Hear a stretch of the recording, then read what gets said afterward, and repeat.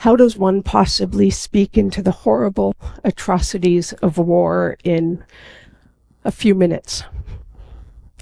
I thought that this reflection would be hard enough to do, just balancing the tensions of Israel and Palestine with the wars and tension that has been there since Bible times. And now it has escalated into a war that is unimaginable in its scope and devastation.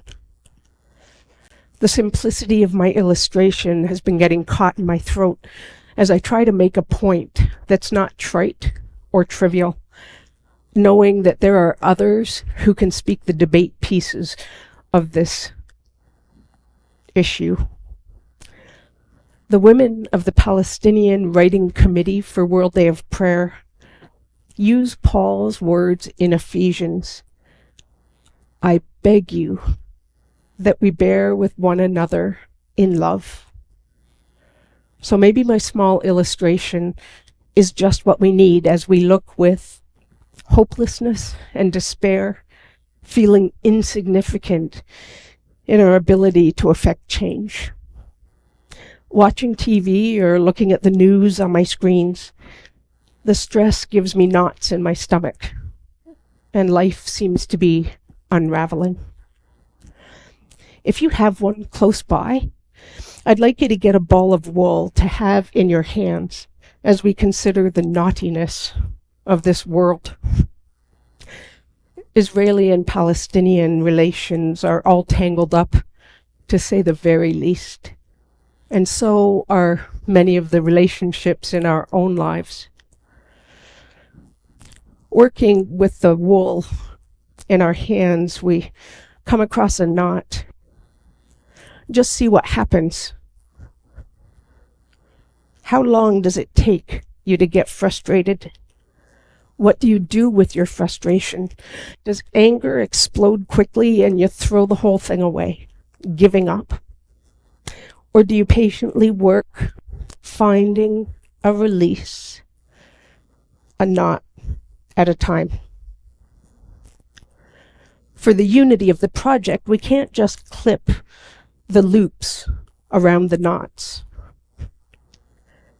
We must make our way, easing around the knots prayerfully and patiently, undoing the tangles and patiently allowing another stretch of yarn to break free. Looking at the entire challenge all at once, I was frustrated before it even began. But a small knot at a time, with prayer, held a sense of accomplishment and satisfaction. My internship supervisor, as I was studying for ministry, told me a story about his childhood. Eric, his grandmother would call, I need to borrow your arms.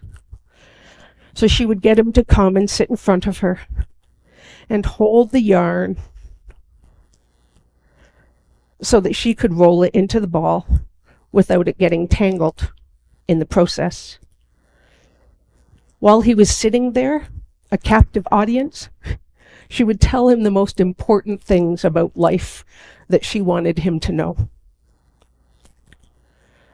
Peacemakers and those who bear with one another in love need to be put in situations, in places where they can listen to the stories that shape us. Jews, Christians, and Muslims start with the same origin story, and yet we're divided, unraveled, broken, and frayed. Working for peace is never easy. It's never a quick fix. Truth is, peace can only be forged small scale for it to hold on a global one. I won't proclaim that I understand what would work for justice in the Middle East, but I do recognize my responsibility to bear with love and work for peace in this world of injustice. in profound ways. The offering I make, added to yours, collected by God, becomes enough. As we talk about how we work together in prayer, not for the love of power, but for the power of love, to address the situations around us each and every day, we will find a way to peace.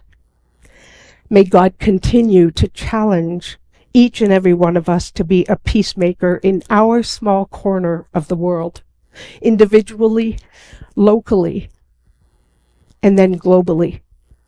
Because if my small corner changes, it changes the world. We're all called to change our small corner. May the peace of Christ be with you. Amen.